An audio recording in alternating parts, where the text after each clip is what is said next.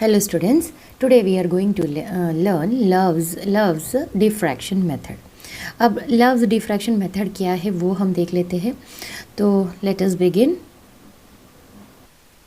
अभी ये जो स्लाइड 2 में जो तुम्हें दिख रहा है डॉट डॉट डॉट्स, एक्चुअली ये एक फोटोग्राफिक प्लेट है और फोटोग्राफिक प्लेट में जो एक्सरेज हमने यूज़ किया है वो जब इंसिडेंट हुआ तो हमें कुछ ऐसा स्ट्रक्चर मिला है.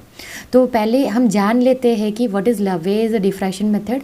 और ये जो मैंने तुम्हें अभी दिखाया है ये आउटपुट है, तो इट सेज समथिंग. तो what it is saying, let us see. Laue's method use होता है क्रिस्टल स्ट्रक्चर को स्टडी करने के लिए. अब डिफरेंट क्रिस्टल्स जो रहते हैं वो अलग अलग तुम लोगों ने ऑलरेडी क्रिस्टल स्ट्रक्चर्स पढ़े हैं. Simple cubic, then tetragonal, orthorhombic, ऐसे तुमने बहुत सारे लर्न किया है. तो अभी हमारे पास कोई अगर पर्टिकुलर क्रिस्टल है, अननोन क्रिस्टल मिलता है या क्रिस्टल का तुम्हें अंदर स्ट्रक्चर स्टडी करना है, तो this Laue's method is very good method to find अंदर क्रिस्टल का स्ट्रक्चर कैसा है. तो इसके बेसिकली इसमें हम एक सिंगल क्रिस्टल यूज़ करेंगे. वेरी इंपॉर्टेंट टू नोट, हम इसमें एक ओनली वन सिंगल क्रिस्टल हम यूज़ करेंगे एंड वो स्टेशनरी रहेगा, यानी वो हिलेगा नहीं, क्रिस्टल वैसा ही रहेगा स्टेशनरी. और उसमें हम वाइट एक्सरे ऑफ वेवलेंथ हम इसमें इंसिडेंट करेंगे, वाइट एक्सरेज. तो तुम्हें जो दिख रहा है डायग्राम में, वहाँ पे हमने बीच में हमने सिंगल क्रिस्टल स्पेसिमेन रखा है और यहाँ से एक्सरे सोर्स है. एक्सरे सोर्स क्या करेगा, एक्सरेज जनरेट करेगा. तो फिर वो आगे गया, क्रिस्टल पे टकराया. फिर क्या हुआ, क्रिस्टल कैसा है, सिंगल क्रिस्टल है. सिंगल क्रिस्टल में जब वो इंसिडेंट हुआ तो it will get diffracted and the diffracted rays will move ahead. ठीक है, डिफ्रैक्टेड रेज आगे चला गया. जब आगे गया तो वहाँ पे हमने एक फोटोग्राफिक प्लेट रखा है जिसमें जो ट्रांसमिटेड है, आगे की ओर जो ट्रांसमिट हुआ है वो वाले रेस को कैच करेगा. ठीक है. On the other hand there are chances कि वो बैक रिफ्लेक्शन भी हो. तो एक्सपेरिमेंटल सेटअप में एक पीछे भी हम फोटोग्राफिक प्लेट लगाए हैं, screen for back reflection. Back reflection हुआ तो वो क्या होगा, वो पीछे वाले प्लेट में भी जाके तुम्हें वहाँ पे कुछ इंफॉर्मेशन देगा. ठीक है. तो एक्सरे बीम है, एक्सरे बीम के सामने एक कॉलीमेटर है. कॉलीमेटर से क्या होगा, कॉलीमेट होगा and it will the rays will fall, X-rays will fall on the single crystal. Now X-rays कैसा था, एक्सरे जो है वो वेवलेंथ है 0.2 से 2 एंगस्ट्रॉम डिग्री तक हमने यूज़ किया है. कितना, 0.2 से 2 एंगस्ट्रॉम डिग्री तक हमने यूज़ किया. और वो एंड ये जो क्रिस्टल जिस टेबल पे लगाया है it is stationary. When the X-ray will fall on this crystal then diffraction will takes place and after the diffraction the transmitted wave will किस पे जाके फोकस होगा, हमारे सामने वाले फोटोग्राफिक प्लेट पे जाके फोकस होगा. जो क्रिस्टल को हेल्ड करके रखा है वो है गोइनोमीटर. अब गोइनोमीटर क्या है, तो गोइनोमीटर के ऊपर हमने हमारा क्रिस्टल लगाया है. अब गोइनोमीटर एक इंस्ट्रूमेंट है, जस्ट यूज़फुल. वो हमें मेजर करता है, एंगल मेजर करने के लिए वो इंस्ट्रूमेंट को यूज़ किया जाता है. अगर instrument either measures an angle और ऑब्जेक्ट को तुम रोटेट भी कर सकते हो. ठीक है. वो प्रिसाइज एंगल में तुम उस ऑब्जेक्ट को, यानी एक राउंड टेबल है जिसके ऊपर हमारा 360 वाला स्केल है, दैट इज़ इन शॉर्ट. ठीक है. Goniometer is an instrument that either measure, वो एंगल मेजर कर सकता है और फिर क्या करेगा, वो रोटेट करके तुम्हें प्रिसाइज एंगल पे तुम उसको फिक्स भी कर सकते हो. तो यहाँ गोइनोमीटर को हमने क्या किया है, गोइनोमीटर के ऊपर जो क्रिस्टल रखा है उसे हमने स्टेशनरी किया है.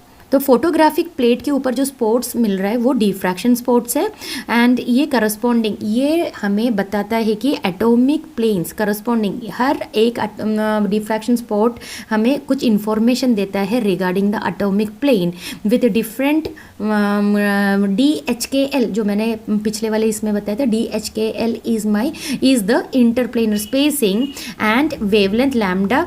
जब ये सब सेटिस्फाई होगा तो हमें ब्रैग्स कंडीशन मिलेगा. तो ब्रैग्स कंडीशन क्या था, 2D sin theta is equal to n times lambda. वही कंडीशन में हमें फोटोग्राफिक प्लेट के ऊपर डिफ्रैक्शन स्पॉट्स हमें नजर आएंगे.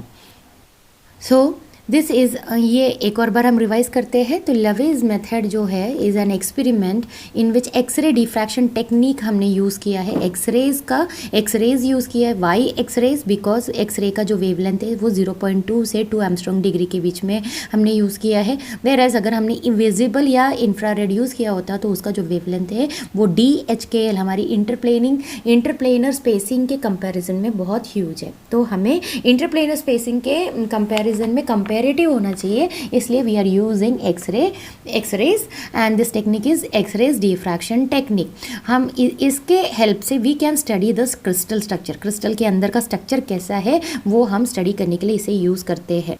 So quickly revise, in this method a single crystal is held stationary in beam of white X-ray of wavelength 0.2 to 2 Armstrong degree। wavelength important याद रखो बच्चों। तो wavelength यहाँ पे जो यूज़ हुआ है एक्सरेज का वो 0.2 से 2 Armstrong degree है। The diffraction spots are produced on photographic plates corresponding to the atomic plane with different DHKL interplanar ये different DHKL and wavelength lambda. Satisfying very important है, ये उसी इसके लिए आएगा जो सेटिस्फाई करेगा ब्रैग्स कंडीशन। और ब्रैग्स कंडीशन क्या है? 2D sin theta is equal to n times lambda. Now let us see the experimental setup of this Love's method। तो experimental setup में हम इसमें एक फर्स्ट वाला जो हम यूज़ करेंगे it consist of a X ray producing source. एक सोर्स ऐसा होना चाहिए जो एक्सरेज को जनरेट करे। तो यूजुअली हम CU metal copper metal use करते हैं एंड जो एक्सरेज है वो हमें वेवलेंथ 0.2 से 2 एंगस्ट्रॉम डिग्री के बीच में हमें जनरेट करना है। ठीक है, तो first is the source. Second is pin hole collimator. वो कैसा होगा? पिन के होल वाला कॉलीमेटर, यानी वो पिन का जो तुम्हें स्ट्रक्चर दिख रहा है उसी उतना वाला ही रेस को वो अलाउ करेगा उसमें से निकलने के लिए। So it is a pin hole collimator. Very important to note, first is source, second is pin hole collimator. To obtain, क्योंकि पिन होल है तो होल बहुत ही छोटा है तो हमें क्या होगा? फाइन बीम्स ऑफ एक्सरेज उसमें से निकलेगा। ठीक है, देन कम्स द क्रिस्टल। अब क्रिस्टल का जो स्पेसिमेन है वो वेरी इंपॉर्टेंट है। वो बहुत ही छोटा क्रिस्टल है और उसका जो डायमेंशन है length into breadth into height वो है 1 mm into 1 mm into 1 mm, यानी वो जो क्रिस्टल है उसका जो लेंथ ब्रेड्थ और हाइट है वो 0.1 सेंटीमीटर के बराबर है। अब तुम लोगों देख सकते हो 0.1 सेंटीमीटर कितना होता है, तो उसका जो लेंथ ब्रेड्थ एंड हाइट है वो कितने बराबर है? 0.1 सेंटीमीटर। अब it is mounted on a, अब ये किसके ऊपर हमने माउंट करके रखा है? As I already told, goniometer. Goniometer को हम क्या कर सकते हैं? रोटेट कर सकते हैं in order to measure the angle, क्योंकि गोइनोमीटर के ऊपर एक 360 डिग्री वाला scale is provided. Then 2 flat photographic plate. मैंने ऑलरेडी बताया है, एक सामने में और एक पीछे में जहाँ एक्सरेज जनरेट होता है, दोनों जगह पे हम फोटोग्राफिक प्लेट लगाएंगे। कितने? 2 photographic plate. And the diffraction spots are noted, क्योंकि उस पे जाके हिट करेगा and the diffraction spots will be generated on this transmitted as well as reflected back वाले दोनों बीम से दोनों फोटोग्राफिक प्लेट में कुछ ना कुछ information you will get regarding the crystal structure. हमने पीक्स देखा था, एक्सरे डिफ्रैक्शन का जो पीक्स देखा था वो कब प्रोड्यूस होता है? जब उसमें constructive interference of the monochromatic beam happens. ठीक है, तो कंस्ट्रक्टिव इंटरफेरेंस होगा तभी ही ये तुम्हें वो पीक्स नज़र आएंगे। एंड ऑल्सो रिमेंबर स्टूडेंट्स, जो ब्रैग्स लॉ है it is very useful for measuring the wavelength. ठीक है, हम वेवलेंथ को मेजर कर सकते हैं, डिटरमाइन कर सकते हैं and at the same time it helps in determining the lattice spacing of the crystal. ठीक है, अब क्रिस्टल के अंदर की लैटिस स्पेसिंग के बारे में भी वो इंफॉर्मेशन देता है। अब जो इंटरप्लेनर स्पेसिंग है वो कैसा है? ये किसके बीच में separation? Between the set of parallel plane के बीच वाला जो डिस्टेंस है उसे हमने इंटरप्लेनर स्पेसिंग बोलते हैं। And very important, it depends on radius of the atoms. हम वहाँ पे जो एटम्स है NaCl बोला तो Na का रेडियस एंड Cl का रेडियस, ऐसे जो तुमने स्ट्रक्चर देख रहे हो उसके जो एटम्स उसमें प्रेजेंट है उसके रेडियाई पे डिपेंड है and forming the structure as well as उसके शेप पे प्रेजेंट है, whether it is simple cubic और फेस सेंटर्ड और बॉडी सेंटर्ड। ऐसे बहुत सारे क्रिस्टलोग्राफी में तुमने ऑलरेडी पढ़ चुके हैं। तो ये इन सब चीज़ों पे इंटरप्लेनर स्पेसिंग डिपेंड होता है। Since the crystal contain number of sets of parallel atomic plane with a different interplanar spacing, diffraction spots produce होता है किसके ऊपर, फोटोग्राफिक प्लेट्स पे, फोटोग्राफिक फिल्म्स पे. देन हमने जो बोला है क्रिस्टल, क्रिस्टल को हमने स्टेशनरी रखा है, क्रिस्टल खुद हिल नहीं रहा है, बट द गोइनोमीटर को क्या करेंगे हम, थोड़ा सा ओरिएंटेशन चेंज करेंगे, क्योंकि मुझे कंडीशन ब्रैग्स लॉ मिलने के लिए मेरे को मैक्सिमम इंटेंसिटी का एक कंडीशन मुझे सेटिस्फाई करना है, क्योंकि 2D साइन थीटा किसके लिए, मैक्सिमम इंटेंसिटी के लिए.